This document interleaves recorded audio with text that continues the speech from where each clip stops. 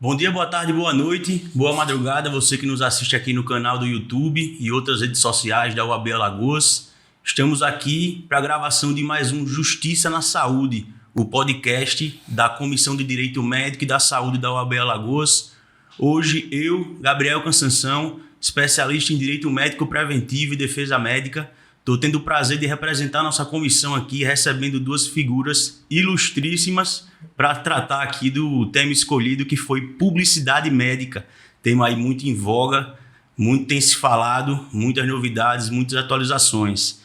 Então, nosso primeiro convidado, Dr. Antônio Alício de Oliveira, médico, cirurgião do pé e do tornozelo, graduado em medicina pela Escola Baiana de Medicina, fez residência médica em ortopedia, fellow em cirurgia do pé na Escola Paulista de Medicina, fellow em trauma na Universidade de Calgary, fundador da residência em ortopedia da Santa Casa de Maceió no ano 2009, conselheiro do CREMAL, vice-provedor da Santa Casa, membro internacional da American Orthopedic Foot and Ankle Society e sócio fundador da Arthrus Ortopedia Especializada. E, compondo a mesa, meu amigo Gabriel Calheiros Pestana, especialista em posicionamento de marcas, sócio fundador da agência Lighthouse, agência de publicidade aqui de Alagoas, que, dentre outros diversos nichos, tem um foco grande em atuação de marketing para médicos, clínicas e entidades de saúde em geral. Então vamos lá para o nosso papo, e eu acho que não dá para a gente começar de outra forma, a não ser falando da nova resolução do CFM, que vai entrar em vigor aí no nosso mês de março do ano que vem. Foi publicado já em setembro do ano passado. Perfeito. E estamos aí no período de vacatio legis de 180 dias e a partir de março do ano que vem começa a valer. Em suma, a resolução flexibiliza boa parte das condutas de publicidade e propaganda médicas. Eu queria ouvir primeiramente do Dr. Antônio, suas impressões, Dr. Antônio. Mudança foi necessária? Qual é o seu ponto de vista sobre a nova resolução? Então, Gabriel, primeiro eu gostaria de agradecer o convite a você, a OAB em especial, para estar aqui nesse podcast. E eu acho que a resolução ela veio adaptar as normas à realidade atual. Hoje em dia nós temos uma realidade de mídias sociais, de propaganda mesmo, de divulgação, que não podia estar tão enrijecida, tão travada quanto era. Porém, a flexibilização, ao contrário do que muitos acreditaram, que era uma mudança para um vale-tudo, na verdade não. O CRM, ele manteve a essência do que é a ética, a essência do que é preservar a divulgação com ética, a divulgação com responsabilidade, e isso é uma coisa que está bem gravado na nova resolução, no seu item de proibições e permissões. Claro, perfeito. Realmente, eu tenho a mesma impressão de que precisávamos aí, nossa era, a última resolução tinha sido 2011 para cá, muita coisa não existia, muita coisa se atualizou e precisamos aí, né, de mudanças constantes para acompanhar as evoluções tecnológicas. Com certeza. E realmente não ficou nada que permita um marketing predatório, né? A gente tem algumas flexibilizações, mas ainda temos aí todo o cuidado do Conselho para que não surjam estratégias sensacionalistas, predatórias de divulgação. E nessa seara, nesse âmbito, queria ouvir o Gabriel. E aí, os desafios, Gabriel? Como é que a gente vai divulgar esses tantos novos médicos que estão surgindo no mercado aí, que entendem da rede social, que querem mostrar a cara lá? Como é que a gente assessora esse pessoal? Como é que a sua agência trabalha com o marketing médico? Primeiramente, agradecer o espaço, a OAB, mandar uma boa tarde, bom dia, boa noite, boa madrugada, como o Gabriel falou, a todo mundo que está assistindo no canal. Agradecer o convite também da Comissão de Direito Médico, aqui representada pelo Gabriel Cansanção, ilustríssimo advogado e amigo também. E assim, quando a gente fala de estratégia, existem cernes centrais, né? A nível de posicionamento, proposta de valor, solução de fato, né? Ter o know-how ali de resolver primeiro o problema do paciente para depois comunicar. Obviamente a resolução médica, como o Dr. Antônio muito bem pontuou, ela vem para se atualizar como um todo, né? Esses tempos modernos, por assim, digamos. Como você muito bem falou, há 10 anos atrás as redes sociais não existiam, né? E a gente está num único mercado onde você vai buscar uma clínica ou um médico com indicação, puramente, né? Antes você não tinha essa informação, você ia pesquisar a clínica onde? Num catálogo, talvez, pedir uma informação, indicação amigo, você ligava diretamente, né? Hoje a mídia social, ela está aí presente, então ela é o meio dessa jornada, né? Beleza, eu recebo a indicação do meu familiar, enfim, de alguém próximo do meu ciclo, do meu trabalho, e ligo para a clínica médica para saber mais, mas a outra coisa que eu vou fazer, qual outra borda? Eu vou dar um Google, eu vou olhar a mídia social. Claro. Então, assim, nos finalmente, o cerne de garantir a confiança e passar a credibilidade vai muito ligado a isso. E essa credibilidade ela tem que ser passada de acordo com o que você tem de proposta de valor e que vai ser fornecido para o teu público-alvo. Se credibilidade for sua estrutura, você tem que expor sua estrutura. Se sua credibilidade for seu currículo médico, essa confiança, esse processo de resolução de problema complexo, tem que ser passado também a sua história. E por aí em diante. Então, assim, as normativas elas vêm para se atualizar, mas o cerne de posicionamento ele vai ser sempre o mesmo. Entender bem quais são os motivadores do público, ter profissionais capacitados com estrutura que vão resolver ali da melhor forma o problema do paciente, com ética, transparência, e isso ser comunicado, né? A nível de não só de mídia social, mas de diversos pontos de contato além do digital. Acho que um exemplo bem legal é a própria experiência da Arthros, né? Como um todo, né? Que é um dos cernes de diferenciação e posicionamento da própria marca, né? Uhum. Dentro de um público-alvo específico e de uma proposta de valor. Entendo. E você percebe algum tipo de resistência quando você vai pegar um novo cliente, uma nova clínica, um novo médico, algum tipo de resistência sobre o marketing, sobre a forma como você quer fazer, a forma como o médico quer fazer, por conta também da existência de várias vedações, de vários limites, e como você enfrenta esse... Talvez pode ser chamado até de um medo de se expor, de fazer o marketing de forma errada. Uhum. Como é que você lida com essa possível aí resistência do pessoal? Rapaz, se fosse há 2 anos atrás, eu dizia que teria uma resistência muito maior. Eu acho que hoje em dia a gente está vindo com um mercado de gestores e gestoras que são médicos, mas se encontram na situação de estar gerindo o próprio negócio também. Então eles já enxergam a necessidade de ter um fornecedor, ter um parceiro, ou pelo menos ter consultorias, assessorias para isso, para que eles se liberem para a sua principal função, que é exercer bem a saúde, né? Que é cuidar dos seus pacientes. Isso. Então, hoje em dia, eu vejo essa maior necessidade deles entenderem que são cadeiras que eles precisam se especializar, entendem a importância dos canais digitais de comunicação como um todo, e entendem que também que existe uma concorrência muito maior do que era antes. Às vezes você vê pessoas que podem ter menos especialização que você, mas se posicionam mais, são mais presentes e conseguem mais pacientes. Então, querendo ou não, é uma competição saudável, né? Nos dias atuais, do meu ponto de vista. Eu vejo uma galera muito mais preparada e de fato buscando querer se posicionar mesmo, querer estar presente, querer estar nas redes sociais e não de uma forma banal, né? E sim de uma forma pontual, que gere valor e que construa uma imagem, finalmente. Claro, claro. E com esse mundo de informações, doutor Antônio, que a gente tem aí disponíveis na internet, tanto no Instagram dos colegas, quanto no, puxando o gancho que o Gabriel falou, no Dr. Google, né? Que é o conhecido Dr. Google. Como é que essa modernização está moldando a relação médico-paciente? O que é que o senhor está enxergando? Então, a relação médico-paciente ela é pautada principalmente na confiança. Perfeito. É a confiança que faz com que o médico escolha, o paciente escolha o seu médico e também faz com que ele acredite nas posições do seu médico. Porque, pense bem, quando a pessoa vai no médico e ele chega à conclusão, você precisa de uma cirurgia, um ato invasivo que vai demandar recuperação, repouso. É preciso muita confiança para você chegar nesse ponto. Então, hoje em dia, a confiança ela é construída baseada no histórico do médico, porque realmente as pessoas procuram um médico e recebem indicações de outras pessoas. Então, o médico que tem já um histórico, que já tem uma série de pacientes operados, pessoas que ele já prestou serviços e que saíram dali satisfeitas, esse é um marketing, vamos dizer, praticamente gratuito. Claro. Porque esse funciona. A famosa indicação. Mas existem as situações em que você precisa aparecer como um especialista. E aí o uso das mídias sociais tem ajudado. O uso do próprio Google, disponibilizando aquele profissional para quem está à procura de um profissional daquela área, por exemplo, quando a pessoa vai no Google e procura cirurgião do pé e tornozelo e você está lá disponível, faz diferença, às vezes, no paciente escolher, mesmo aquele que não te conhece.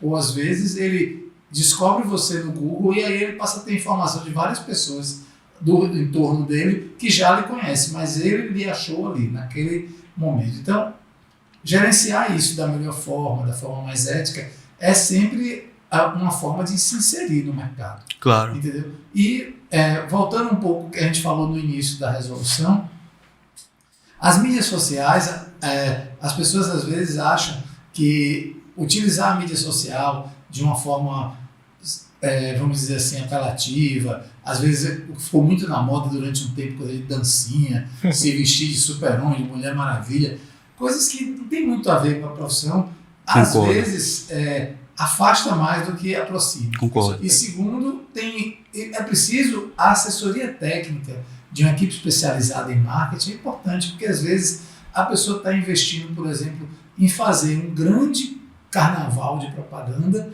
e publicando no Stories que atinge as pessoas que já lhe acompanham, a maioria das vezes. Isso. E você, se for orientado, vai conseguir publicar tanto no Stories quanto no seu feed algo que vai conseguir atingir públicos novos. Mas eu acho que a orientação é importante. Perfeito. A dupla orientação, um profissional de marketing e a orientação. Se você não tem o conhecimento, buscar a forma ética de fazer as coisas. Porque a resolução não mudou muita coisa. O médico, por exemplo, eu revisando antes do podcast essa resolução, ele diz o seguinte: como lidar com entrevistas, né? E o médico deve sempre lidar com a entrevista como se ele fosse um representante Da da medicina. medicina. Perfeito. O que eu acho fantástico, essa definição da resolução.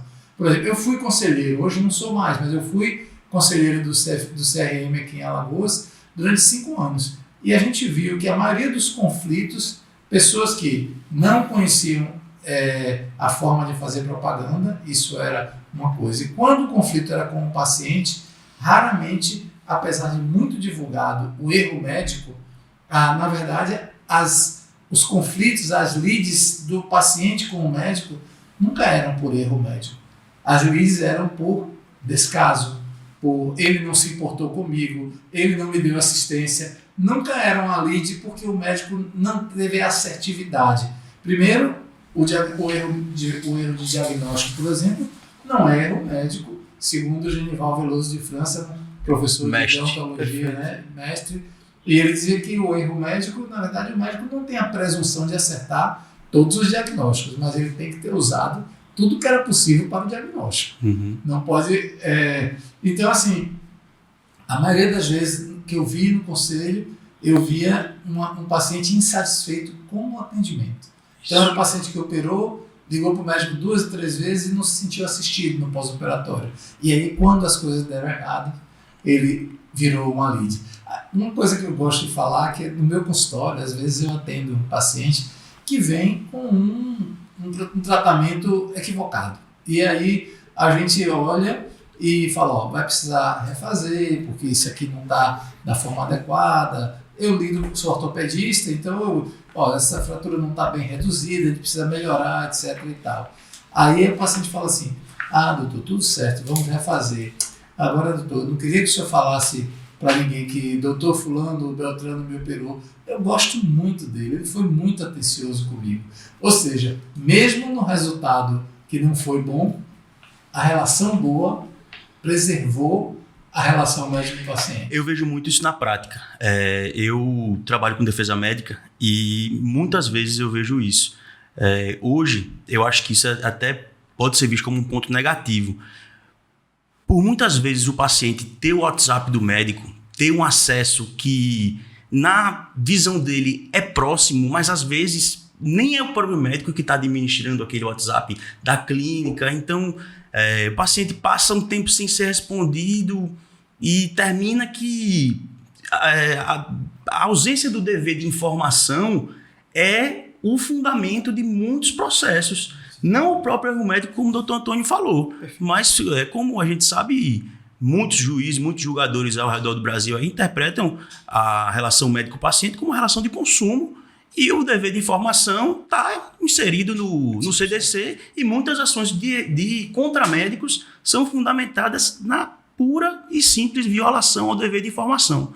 Então, realmente, precisa que se tenha uma assistência muito, muito, muito amarrada com esse paciente no pós-operatório, no pós-cirúrgico, para ele sair sempre sem dúvidas. Eu acho que isso é tão importante quanto o efetivo tratamento a ser realizado. Só para fechar o que a gente estava falando sobre a questão da multidisciplinaridade do marketing médico, que realmente é uma equação de 3 fatores. Eu acho que a gente precisa realmente do profissional médico ali, junto do profissional do marketing, definindo as estratégias, definindo por que caminho seguir. E eu acho importantíssimo também o terceiro fator, uma revisão por parte de um profissional do direito, especializado em direito médico, para justamente garantir que aquilo esteja adequado às resoluções do CFM. Porque realmente, como tinha mencionado anteriormente, qualquer questão de publicidade hoje em dia pode dar motivo a uma instauração de uma sindicância, de um processo ético nos conselhos, e tem aumentado a demanda de processos. Os conselhos estão realmente caindo mais em cima.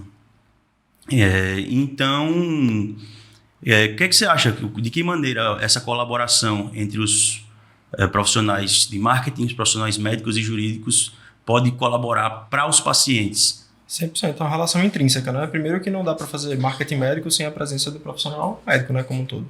Eu acho que cada vez mais a gente precisa de uma comunicação humanizada que aproxime o médico do paciente e que, de fato, coloque ele ali numa situação de acessibilidade. Eu acho que esse é o principal ponto e um dos principais fatores na comunicação digital, principalmente na borda da educação e valor. E quando a gente olha para outra borda, né, que o profissional de comunicação ele é o meio, né, da informação médica que vai ser passado para o paciente, entra a nossa base de informação justamente com o suporte jurídico, de saber o que de fato pode e o que não pode.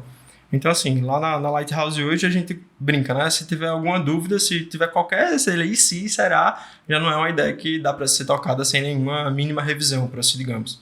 E se houver qualquer dúvida, o suporte de um profissional da parte de direito médico é essencial.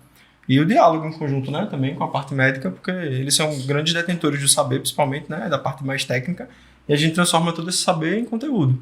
Então, muitas vezes, numa assessoria de comunicação, num diálogo mesmo, né, que a gente consegue levar médico e profissional de comunicação para empacotar melhor o conteúdo e o valor, a gente acaba discutindo o que é que pode, o que é que não pode. Às vezes, uma ideia de roteiro durante o processo de gravação é abortada, né, porque pode ferir alguma coisa ou não. Então, assim, é um caminho que não é uma linha tênue, né? São várias idas e vindas que, de fato, precisa ser dessa forma, porque não dá para comunicar qualquer coisa, né? Claro. E outra coisa, é importante que todo médico, principalmente aqueles que estão assistindo isso aqui, não tenham dúvida.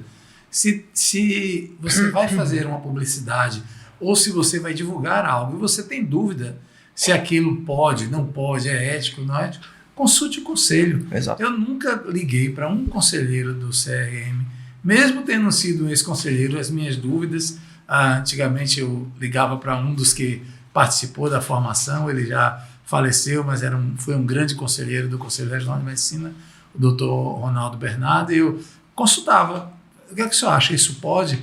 E é interessante que ele, como ele me respondia sempre, o Benício, que atualmente é presidente do conselho, é muito meu amigo e foi conselheiro, na época que eu era conselheiro, ele era secretário do CRM, e ele, sempre que eu tenho dúvidas, eu acesso a ele e pergunto. Então, a quantidade de pessoas que não sabem essa resolução, e também porque não leram essa resolução, às vezes permitem coisas simples, que parecem ser simples, mas que vão de encontro totalmente à ética médica. Por exemplo, permitir ou impedir que você seja colocado numa promoção do tipo o melhor cirurgião plástico de Alagoas, o melhor. Então hoje nós vamos distribuir prêmio para os melhores médicos de Alagoas. Você não pode prometer isso, né? Você não pode receber esse prêmio, nem permitir que seu nome seja incluído, porque isso vai diretamente de encontro a uma propaganda, vamos dizer assim, uma concorrência desleal. Só interrompendo o senhor,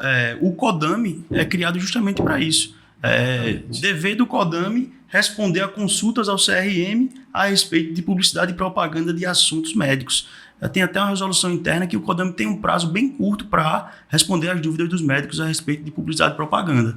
Então, tem institucionalizado na própria resolução um órgão aí, o CODAME, criado justamente para que sejam dirimidas todas essas questões aí com relação à publicidade médica. Perfeito. O Conselho Regional de Medicina, essa autarquia federal, ele é basicamente um órgão que visa defender a sociedade.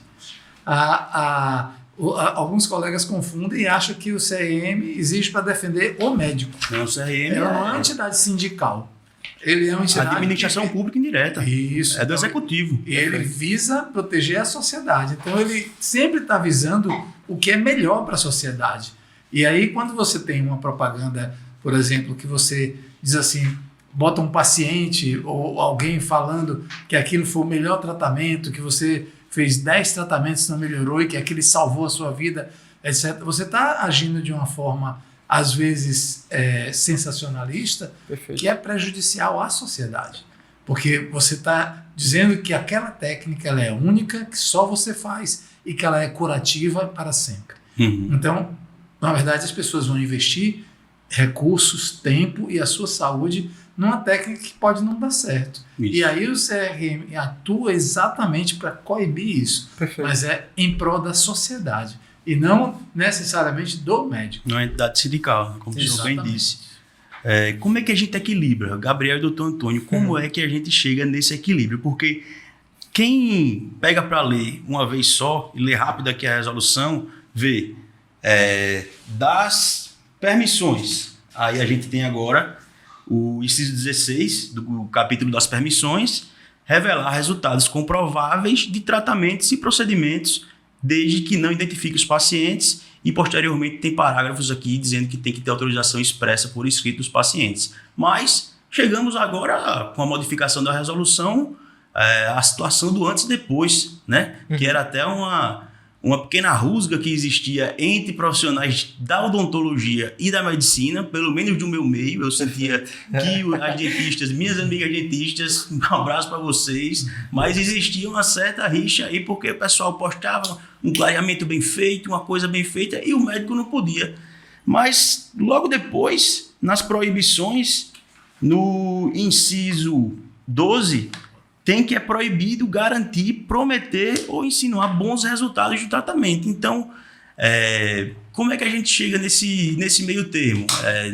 É interessante que haja que fique bem claro na postagem que aquele resultado que está ali naquela foto, apesar de... Foi situacional. Isso, que podem ter outros fatores que venham a interferir no resultado final. Como é que a gente chega nesse equilíbrio aí na visão de vocês? Bom, eu acho que o princípio é o mesmo. A ideia de publicizar a medicina, a ideia de publicizar o que você faz, tem que ter principalmente o caráter informativo. Perfeito. Ele não pode ser publicitário puramente. Ele tem que ser informativo. Eu sempre falo isso com alguns, entre colegas, ou às vezes entre leigos, que a gente que é médico sempre está sendo consultado de alguma forma. Você fica muito atento. Quando a pessoa, quando você vê um marketing que sempre quer lhe vender alguma coisa, tipo um Walter Mercado, ligue já, eu sempre fico assim, reticente em relação a esse marketing. A ideia de informação deve ser preponderante, a ideia de chamar você para estar comigo. Isso. Então, o médico tem que ter isso em mente. A maioria da publicidade tem que ser caráter informativo. Perfeito. Você está levando para ele, tirando dúvidas, esclarecendo, tornando pontos duros da diagnóstico médico em coisas mais palatáveis, para a população geral entender. E para ele, às vezes, não ficar tão assustado com alguma coisa, ou para ele entender que aquilo ali requer um cuidado especializado que ele precisa procurar quando tiver. Então, isso é muito importante. Agora, a resolução não proíbe que você diga assim, se você tiver algo desse tipo, você pode procurar a minha clínica, ou o meu colega, ou a minha, etc. Isso não está proibido de você anunciar o que você faz. Então, quando eu digo assim, eu sou ortopedista e atuo na área de cirurgia do pé e tornozelo, eu estou fazendo um direcionamento para mim, mas isso não é proibitivo. Agora, tem que ser em caráter informativo. Perfeito. Outra coisa é você dizer assim, olha, você tem uma torção de tornozelo. É o único especialista e com mais de 2.000 torções tratadas sou eu. Mesmo que você seja o único da cidade que faça aquilo. Mas isso você está fazendo uma concorrência desleal com quem tem 1.000 e você está fazendo uma concorrência desleal porque você está anunciando uma exclusividade e o CRM não permite isso. Perfeito. Então, informar sempre, divulgar o que é possível, sem ser sensacionalista e sem querer aparecer. Outra coisa que é importantíssima, não poder divulgar especialidades que não existem ou as quais você não tem um RQE para isso. Isso, exatamente. A gente vê muito as pessoas anunciando medicina holística, medicina integrativa, medicina regenerativa, medicina ortomolecular. Nada disso é reconhecido na sociedade, como no CRM, como uma especialidade. Por isso não existe especialista em integrativa, holística, regenerativa. Todas essas especialidades não são especialidades, e isso é vedado pela resolução. Essa discussão vai dar muito pano para manga, porque realmente só pode se intitular especialista quem tem um RQE. 100%. E a resolução dispõe expressamente que pode ser pós-graduado. Médico, eu sou pós-doc em neurologia, mas ele vai ter que botar lá na bio do Instagram dele, médico pós-graduado em neurologia, não especialista em caixa alta. Fala que tem que botar em caixa alta. Então, isso vai dar ainda muito pano para manga, muita discussão. Realmente um ponto bem interessante a ser analisado. E até para os médicos que estão nos assistindo aí, com certeza, tomem cuidado para não se afirmarem especialistas sem estar respeitando aí o que dispõe o conselho. Então, vários procedimentos hoje na medicina estão autorizados para fins de pesquisa e não estão autorizados para uso no dia a dia. Então, coisas que a gente vê na prática, a pessoa fala assim que faz aquilo, não, você só pode fazer aquilo em caráter experimental. E tem que ser aprovado, tem que estar lá, do CRM tem que estar aprovado isso aí para ser em caráter experimental. Portanto, nem todos os procedimentos você pode anunciar que faz. Ainda que você esteja dentro de uma universidade, dentro de um serviço, com um trabalho escrito na plataforma Brasil de pesquisa, mesmo assim você tem que anunciar que aquele trabalho é experimental. Então, anunciar técnicas que não estão totalmente estabelecidas também é vedado pelo Conselho. Então, assim, são coisas aparentemente simples, né? Mas que a maioria das pessoas não tem o conhecimento da norma legal. E esse desconhecimento da norma legal leva a várias infrações. E as pessoas, às vezes, fazem isso sem necessariamente ter o jargão do direito, o dolo, né? A vontade de fazer aquilo errado. Exatamente. E, às vezes, eles são surpreendidos com a fiscalização ou quando são chamados ao CRM e o conselheiro mostra a ele o que foi. Eu fui chamado uma vez ao CRM, mas era um erro interno, porque saiu numa revista que eu era especialista em ortopedia e eles me chamaram lá porque falaram que você anunciou uma especialidade que você não tem. Eu falei, nossa, eu sou registrado como especialista desde 97. E eles foram lá e viram que era um erro de sistema. Mas eu fui chamado. Então, se eu fui chamado por isso, outros devem estar sendo chamados com certeza, de verdade por outros motivos. Né? Então, isso mostra que o CRM tem, apesar do número de fiscais reduzidos por conta de custos, né? É uma autarquia federal, tem que contratar por concurso, e existe uma série de gastos com isso, mas apesar da fiscalização, eu acho ainda ter muitos médicos para a quantidade de fiscais, mas o CRM é bem ativo e ele procura ser ativo. Perfeito.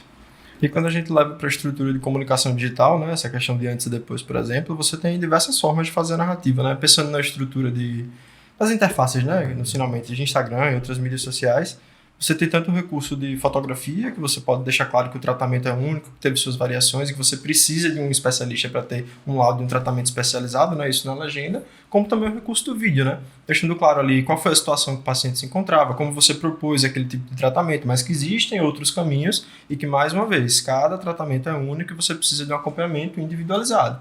Para mim, o problema, que eu acho que até o Dr. Antônio pode comentar um pouco, é que se você só bota caso de sucesso, inconscientemente todo mundo vai acabar pensando que só existem casos de cirurgia e tratamentos de sucesso. Volta na questão do dever de informação. Exato, a gente perfeito. pode mostrar um resultado que deu sucesso, que foi 100% como Perfeito. esperado, mas a gente tem que deixar claro de que não vai ser sempre assim. Tem que informar as variáveis, Isso. porque realmente agora vai ter antes e depois.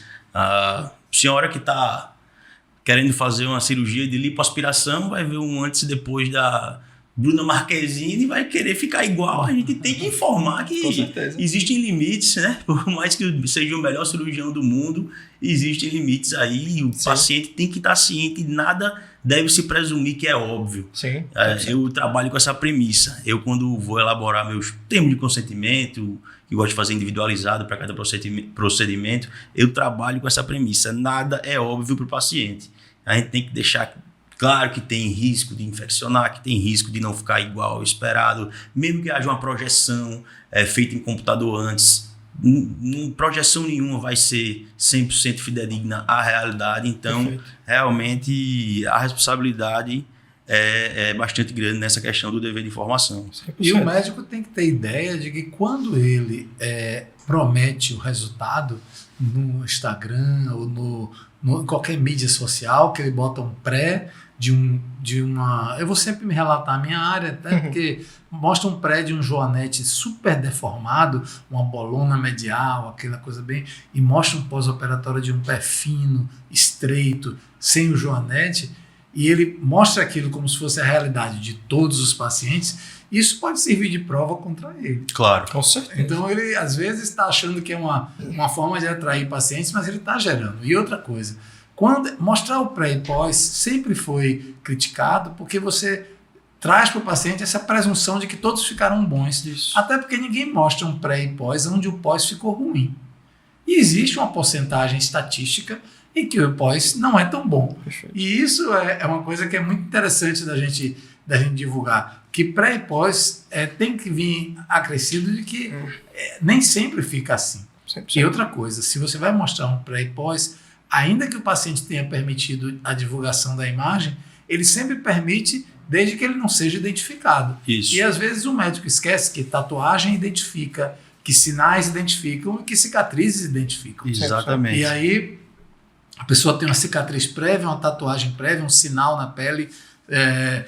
Se você operar o joelho da Angélica e fizer uma foto de pós só do joelho, muita gente vai descobrir que tem uma pinta ali conhecida. Então, não identificar o paciente é super importante, e é interessante que a pessoa que vai fazer uma foto, seja de pré e pós, ou seja só do pós, não identifique o paciente, porque você não pode expor o paciente de maneira alguma. De forma nenhuma. É um desafio para algumas áreas, principalmente áreas que uma rinoplastia, como é que a gente vai fazer, né? Isso aí é um dilema, como é que a gente faria? Tem várias formas de posicionar e produzir conteúdo, inicialmente, né? Eu acho que teve, até puxando um gancho de uma fala anterior do Dr. Antônio, que os stories eles só botam para você que me acompanha, que já segue, que é meu público, né? Que já me conhece de alguma forma.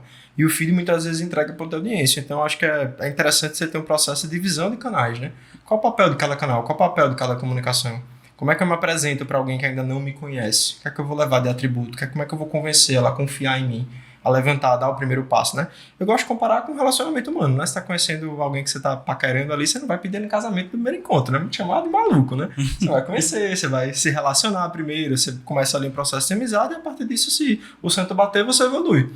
A mesma coisa é negócio, você casa a proposta de solução com necessidade. É mercado, totalmente mercadológico. Então, a partir do momento que, por exemplo, eu tenho antes e depois, mas eu uso isso dentro do meu consultório para garantir mais segurança, para explicar a minha metodologia que eu tratei um caso, já é um processo de divisão do canal. Você não precisa necessariamente só levar para a borda. E a tua mídia social, como o Dr. Antônio muito bem pontuou, é muito mais informativa e educativa do que qualquer outra coisa. Porque, assim, como é que a gente aprendeu ao decorrer da nossa vida? A gente sempre teve a figura do professor, o detentor do saber. A gente sempre olhou essa figura como referência. Então, quando você educa uma pessoa ali com autoridade, com fundamento nos ensinamentos, e ela te vê como uma referência naquela área pelo processo de educação, ela naturalmente vai começar a confiar em você.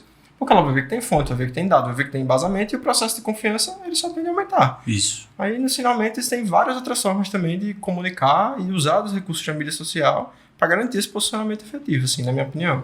Realmente é necessário em algumas áreas. Medicina, o direito é muito parecido, as normas éticas de publicidade de medicina e direito são bem parecidas. São similares para caramba mesmo. Eu, assim, ainda sou da escola que acredita que devem existir certos limites, porque, querendo ou não, o pessoal entrega, no caso da medicina, a saúde, a vida, e no caso do direito, um problema a ser resolvido.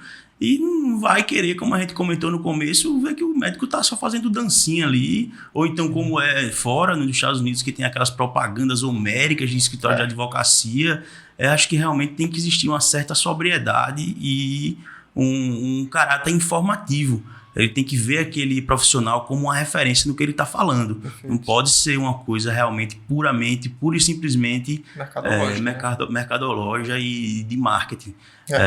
Tanto é que, pelo menos no direito, no marketing jurídico, o call to action, né? A chamada tem que ser tire suas dúvidas. Estou à disposição para dúvida. Não pode ser fale comigo para a gente fazer esse processo. Sim. Tem que existir esse respeito, realmente é bem similar ao que dispõe o CFM. E a gente vê nos Estados Unidos como eles têm uma política muito selvagem em relação à propaganda e à captação, seja no direito, seja na medicina. Eu lembro que em Chicago eu vi um ônibus, que a lateral, um ônibus enorme, a lateral enorme era um advogado de braços cruzados, de terno e gravata, escrito assim, injured, e o número do celular embaixo. Então, quer dizer, ele está ali, tipo assim, você foi ofendido no seu direito, me procure, eu resolvo. E o que acontece com isso? Tanto lá na medicina e o direito entra também, é a quantidade de processos que existe, uma quantidade enorme. Então, hoje você vai nos Estados Unidos fazer um fellow, se você vai entrar em campo, você tem que pagar seguro. Porque se você estiver na cirurgia, no dia que tiver uma coisa que gere uma lead, você tem que ter seguro. Então, as pessoas vão fazer um fellow e tem que pagar seguro se quiserem entrar na cirurgia, entendeu? É uma coisa assim, muito... a quantidade de lead na área médica nem chega de longe aqui do Brasil. Né? Aqui no Brasil não se tem essa cultura, tanto que a parte de seguro médico, essa coisa, não foi uma coisa que prosperou muito no Brasil. Ele cresceu demais, se você comparar números, de 10 anos e para cá, mas quando você compara com o mercado americano... Isso, tem crescido bastante a questão do seguro de responsabilidade civil médico, mas não tem muito médico que não sabe nem o que é. Isso. Eu converso com vários que não sabem nem da existência do seguro de responsabilidade civil médico. E realmente o marketing é outro mundo, né? Eu vi já algumas propagandas ali o maior que tem é Morgan & Morgan, que é uma super produção. Passa na televisão, já passou até intervalo de Super Bowl. Um negócio... absurdo, né? Absurdo. Realmente é outra realidade. Eu acho que não dá para ser. O advogado tem que ser visto com... O advogado e o médico, obviamente, tem que ser visto com respeito e não dá para ficar fazendo essas superproduções para divulgar o serviço. Mas até no mundo da propaganda lá também é bem diferente. Você pode atacar, aspas, né, o seu concorrente. Você vê guerras homéricas, né, entre Pepsi, Coca-Cola e outros players, um alfinetando de fato o outro, né? Isso. Acho que é uma relação muito cultural também, né? Isso. A gente já precisa ter uma relação de confiança e ética pautada nas instituições. Eu acho que é muito importante o papel delas no processo de fiscalização. Até para gerar mais respaldo, né, para todas as áreas. Uhum. Puxando de volta aqui para o nosso tema, uma dúvida que eu tenho, doutor Antônio, pontos negativos da quantidade de informação que o paciente já chega no consultório, já chega na clínica, na cabeça. Há muita resistência, acontece do paciente se negar ou dar trabalho para fazer o tratamento indicado. O senhor já teve alguma experiência nesse sentido? Então, tem sim. Na verdade, sim, o paciente hoje, mais do que ele não querer fazer algumas coisas, ele chega no consultório já dizendo o que ele quer fazer. Então, hoje a gente tem muito paciente que chega no consultório e diz assim, não, doutor, eu quero ver uma ressonância, Por isso. Ele viu lá no Google que a ressonância dá diagnóstico de algumas coisas. E muitas vezes eles se surpreendem. Por exemplo, especificamente hoje eu atendi uma pessoa que veio para mim com uma ressonância e eu precisava de ter um raio-x.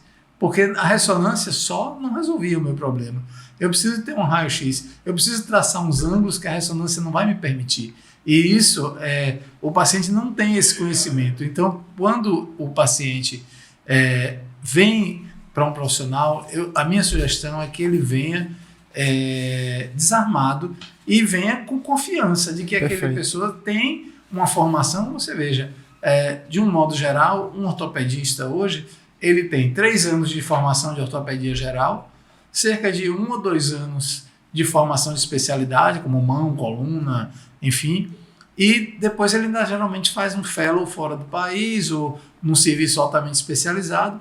E aí, quando ele chega no mercado, ele já está há 6 anos de especialização, 5 ou 6 anos. Então, essa pessoa tem um conhecimento um pouco maior do que quem lê o Google por 20 ou 30 minutos. Com certeza. Então, eu acho que a gente hoje, a nossa principal função é explicar bem ao paciente, explicar as necessidades, mas hoje a gente leva também a necessidade de explicar o que o Google não te disse, ou o que o Google te disse, mas que não é necessário. Mas muitos pacientes vão já com um conceito do que eles têm. Vão com o receituário só para carimbar, né? Isso, exatamente. Meio que eu vim aqui porque o senhor tem CRM, eu preciso do seu carimbo. Um carimbo para fazer a ressonância. Entendeu? É complicado. Realmente, a relação médico-paciente, ela até uns anos atrás era bem mais hierarquizada. O médico estava numa posição ali de realmente... Detentor do saber. Detentor do saber, e o paciente não ia se atrever nunca na vida a dar pitaco no que o médico falou. Você sabe que no meu consultório eu não tenho mesa, né? Assim, eu não tenho birô, nada me separa do meu paciente. A ideia disso surgiu de um centro lá no Texas que ele não tinha mesas, era um centro de tratamento de coluna e não tinha. E eu perguntei ao meu chefe na época, que veio de lá, e ele disse para mim, não tem lá porque a ideia é tirar a hierarquia, não ficar o médico de um lado da mesa dando ordens e do lado a outra pessoa que atende ordens, e também passar a ideia de que as decisões tomadas naquela sala, elas são compartilhadas, elas não são de um lado só, tem dupla via. E eu achei super interessante e eu adaptei. E isso veio da ideia quando eles lá entenderam que cerca, porque nos Estados Unidos a receita médica toda é controlada. Então, o médico faz uma receita, ele chega na farmácia, dispensa e guarda. Você praticamente só consegue comprar lá Tilenol, remédio para o estômago e antialérgico, né? Fora melatonina. E o resto é suplemento. Melatonina, glicosamina, isso é suplemento alimentar. Você compra na Walgreens e é suplemento. Mas o medicamento você só consegue basicamente tomar dor, enjoo, alergia, coisa bem simples assim. E ele descobriu que as receitas que saíam desse centro médico, cerca de 1/3 delas não chegava na farmácia. Ou seja, 10 receitas, 3,5 era amassada e jogada no lixo. Isso significa que o paciente não estava respeitando aquilo ali. Confiando. Porque era imposta, não era dividida, era muito hierarquizada. E com essa retirada, eles conseguiram que o paciente aderisse mais ao tratamento, porque a decisão passou a ser compartilhada. E isso eu vejo no meu consultório. Eu vou fazer uma medicação, às vezes o paciente diz assim, doutor, eu prefiro não usar. A dor está muito leve, eu não queria usar remédio. Tranquilo. Não dá para você ficar sentindo dor, e eu explico por que ele não pode sentir dor. Mas eu vou deixar a receita, se você tiver dor, não deixe de tomar. Aí é diferente. Foi uma decisão compartilhada, ele necessariamente não vai ser prejudicado se ele não tomar a medicação, Perfeito. Mas é uma medicação que vai fazer bem a ele se ele tiver a dor. Então, tá tudo combinado. Então, a gente costuma dizer, né, que o combinado não é barato nem é caro, é combinado. E quando é uma questão que é necessária, doutor, como é que o senhor faz? Que o paciente precisa daquele remédio, questão de vida ou morte, então que vai ficar muito afetada a saúde dele, ele bate cabeça dizendo que não vai tomar o remédio. Então, eu vi isso recentemente numa publicação que falando um pouco sobre ética e sobre esse tipo de...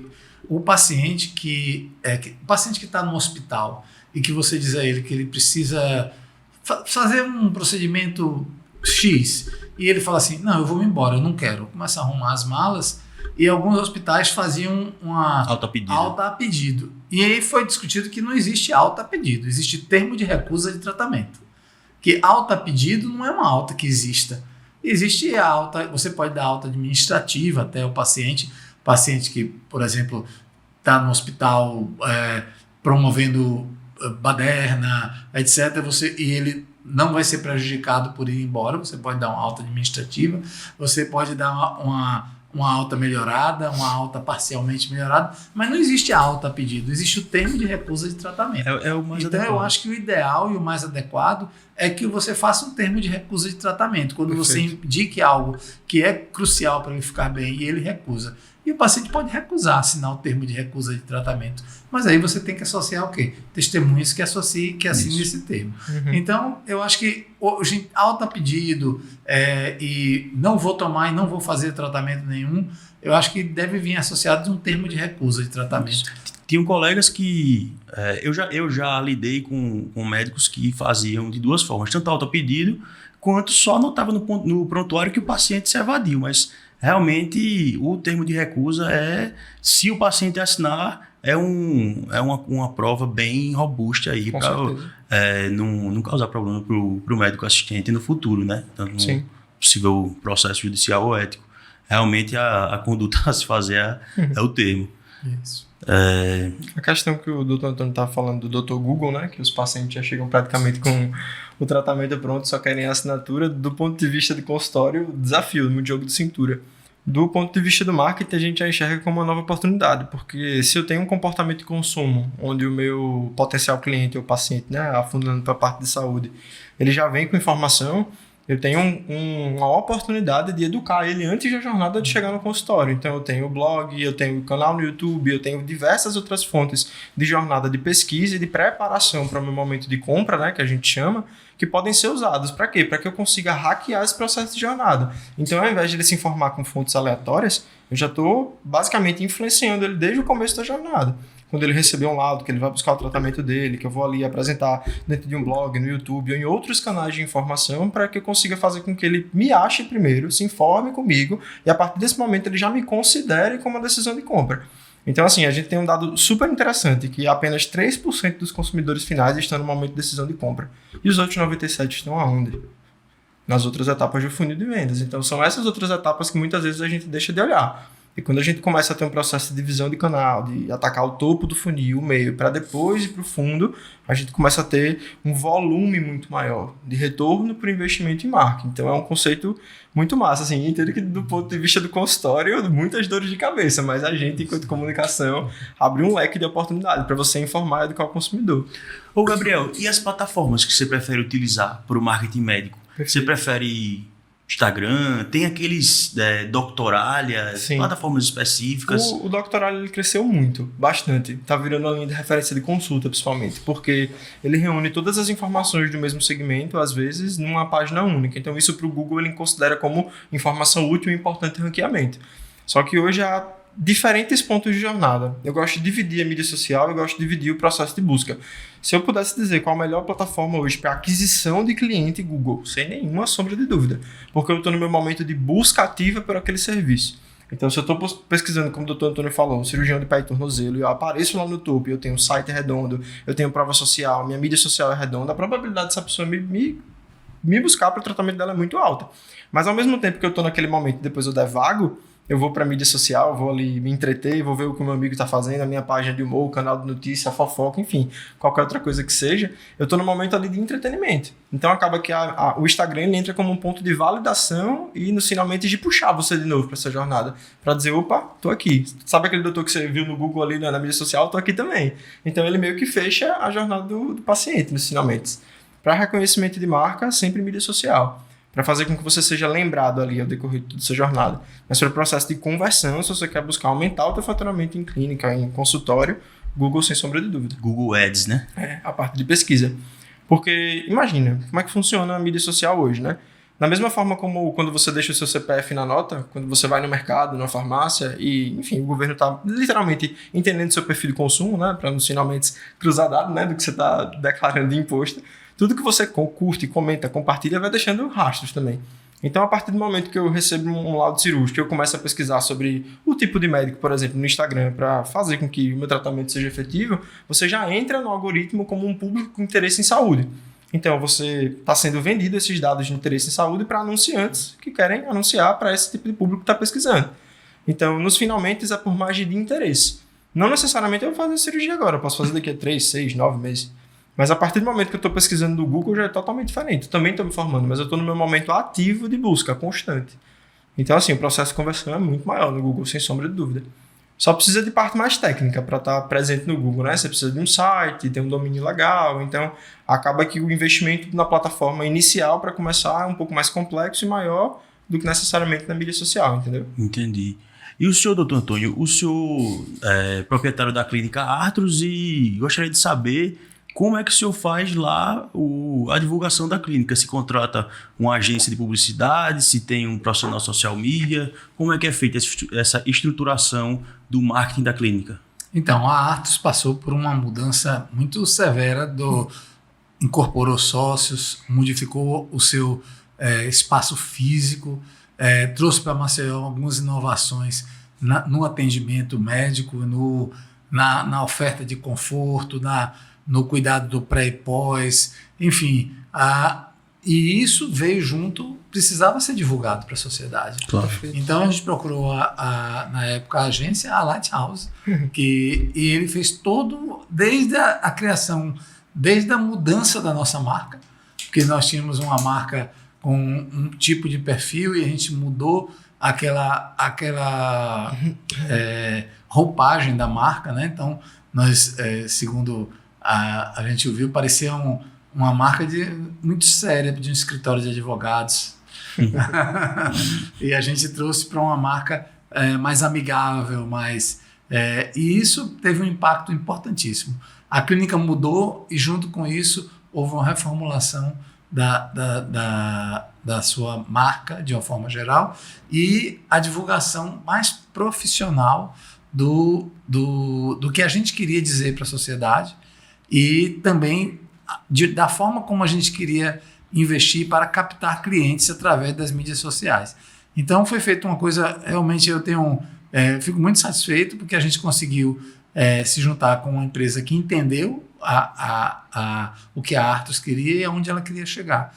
E vou dizer a você, funcionou perfeitamente. A gente utilizou a mídia de uma forma ética e efetiva para captar clientes e para gerar informação. 100%. Eu acho que foi uma parceria muito proveitosa. Todo mundo cresceu. Coisa boa, coisa boa. E tenho certeza que foram respeitados aí muito estudo, né, meu irmão? E encaminhando agora já para as últimas perguntas para o final da nossa conversa. Futuro, o que é que você acha aí, o que é que vocês acham que é a perspectiva aí para o futuro da publicidade médica, do marketing médico? Vocês acham que vai vingar os termos dessa resolução? O pessoal vai se adaptar? A gente vai precisar regredir, vai precisar proibir algumas coisas, a gente vai virar nos Estados Unidos, vai ter propaganda na TV Globo de médico, no Jornal das 9. O que é que vocês acham aí para o futuro? Qual a tendência da publicidade médica? Queria ouvir os dois. Bom, eu acho que a gente os próximos passos serão passos de muito cuidado. Nós temos aumentado muito o número de profissionais médicos formados. As pessoas continuam se concentrando na capital, o que vamos dizer assim, muito negativo, porque você vai começar a ter uma concorrência predatória.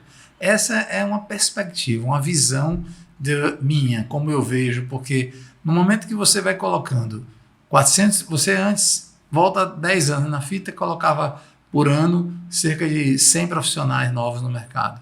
E você começa a botar 500, 600, 700 profissionais novos. A população não acompanha isso. E também não havia tanta necessidade.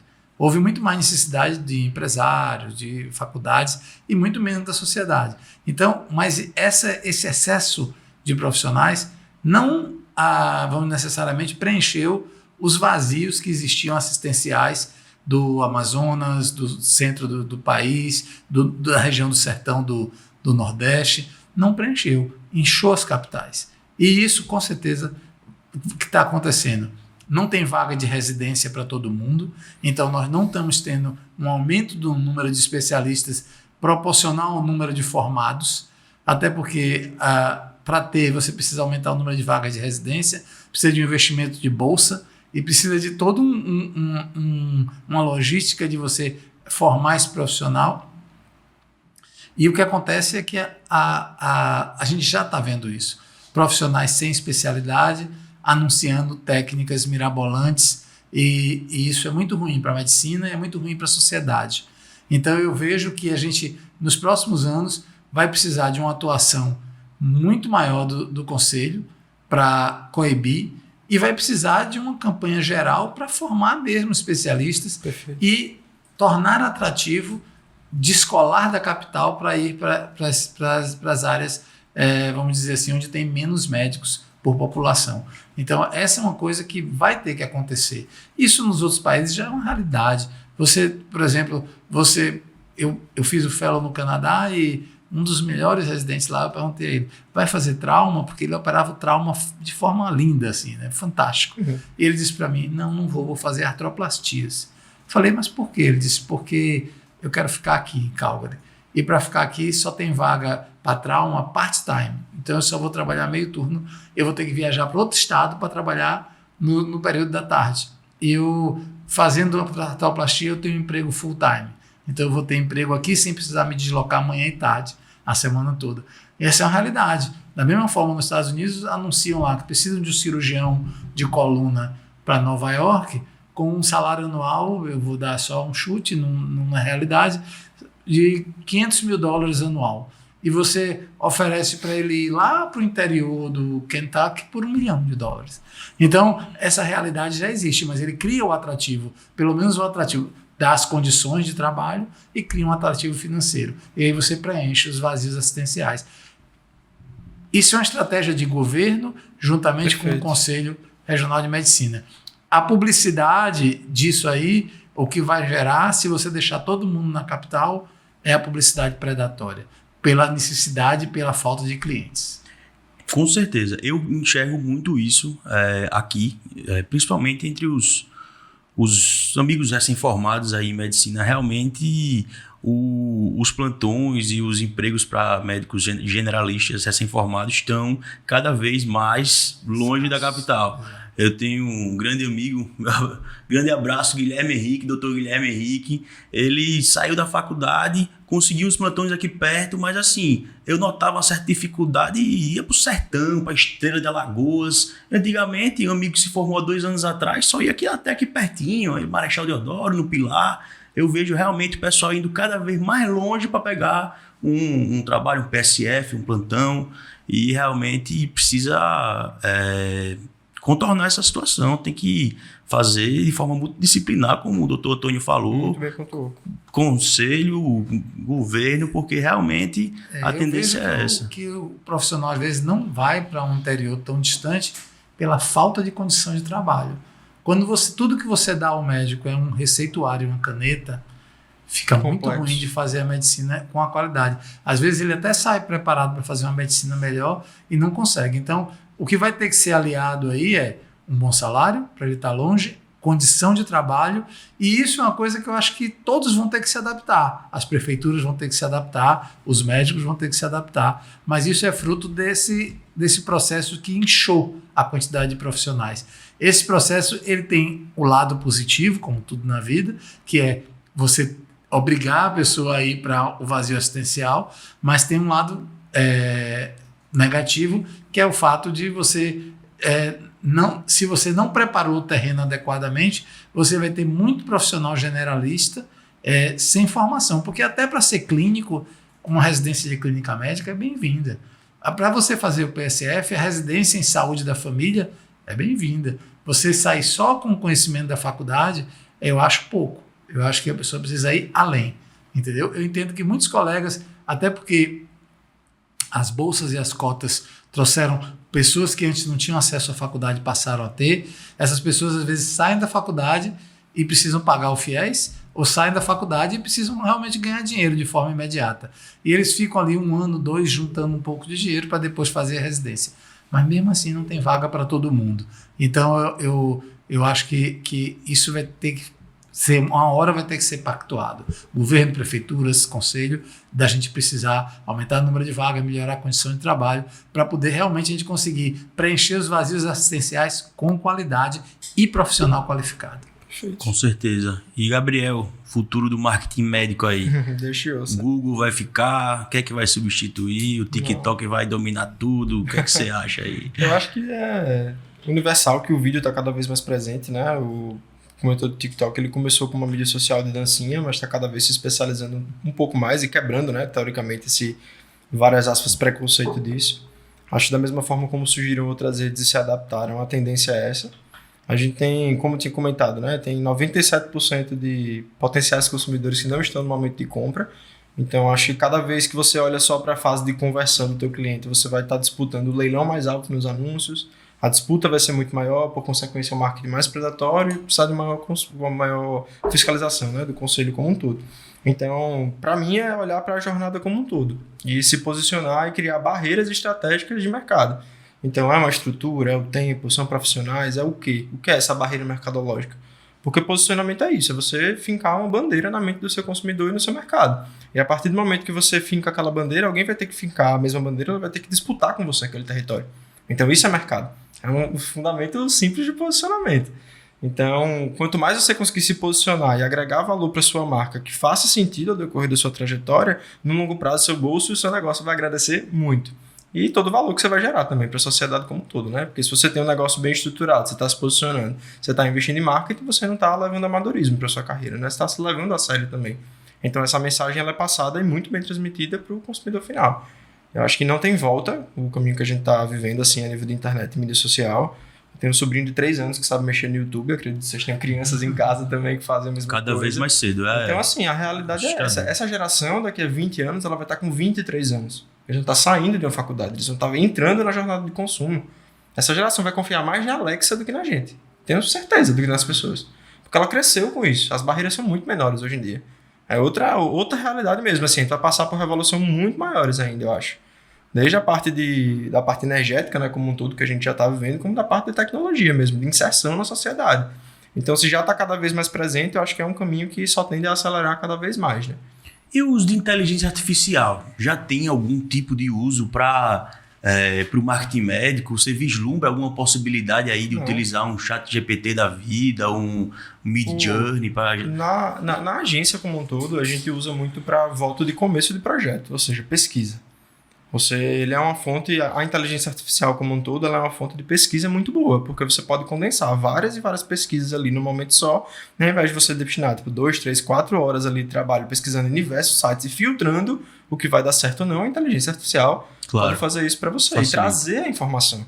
Então, assim, ela não substitui nenhum skill de profissional de marketing ou de comunicação, mas ela é ótima para geração de ideias e pesquisa. Então, a gente já tem feito isso há muito tempo lá na agência. E a parte de geração de imagem também, eu acho que é onde é o maior diferencial, assim, porque você pode literalmente usar um banco de imagem de um paciente que não existe, de alguém que não existe de fato. Então você não está infringindo nenhuma regra nos finalmente. Às vezes é algo fictício que está ali e está tudo certo. Hoje as plataformas, inclusive de mídia social, já reconhecem quando aquela imagem é gerada por inteligência artificial. Isso está bem presente na rotina da gente hoje em dia. Interessante essa perspectiva de realmente, para evitar expor imagem de paciente, utilizar as ferramentas que estão sendo disponibilizadas aí para a gente, um Midjourney da vida para gerar uma imagem de um procedimento, até um antes e depois feito com inteligência artificial, que a gente não precisa expor a imagem de ninguém. Sim. Realmente eu acho que isso ainda vai estar bem presente aí no marketing médico no futuro. Com certeza. Então, considerações finais, alguém quer pontuar mais alguma coisa, dizer alguma consideração? Então, eu primeiro queria agradecer a oportunidade, eu achei fantástico esse canal da OAB, a forma como ele pode atingir as pessoas, aonde ele pode chegar, eu achei isso fantástico, a gente passar aqui um pouco para aquelas pessoas que até nem têm tanta intimidade com a norma legal do conselho e a forma de fazer a sua divulgação. Eu acho que é bem importante e eu agradeço isso e acho que o médico tem que ter em mente sempre que ele vai aparecer para um paciente que ele está representando a medicina, perfeito, que ele não pode ser sensacionalista e que a função dele em frente a uma câmera é informar. A função dele em frente à câmera não é necessariamente aparecer nem se vender, é formar, é informar. E que é natural que se você traz uma boa informação, uma informação que preenche a necessidade de quem está do outro lado do vídeo, com certeza você vai entrar na lista das pessoas que ele gostaria de consultar. Eu acho que se essa mensagem ficar aqui, para quem acompanhou até agora, eu acho que a gente cumpriu bem a função desse podcast. 100%. Agradeço demais o espaço. Eu sou um fã de iniciativas que geram valor. Acho que isso é uma iniciativa que gera muito valor, como o Dr. Antônio falou, para a sociedade, difunde, de fato, informação muito boa, tanto técnica, né, na parte médica, de marketing, de direito. Acho um casamento muito bom. E é isso. Aberto aí a novas possibilidades, vamos embora. Muito obrigado. Vamos levar para frente a mensagem aí. Agradecer aos convidados que disponibilizaram aí seu tempo, sua agenda para estar aqui com a gente. Dr. Antônio, muito obrigado. Gabriel. E espero vocês no próximo Justiça na Saúde. Forte abraço.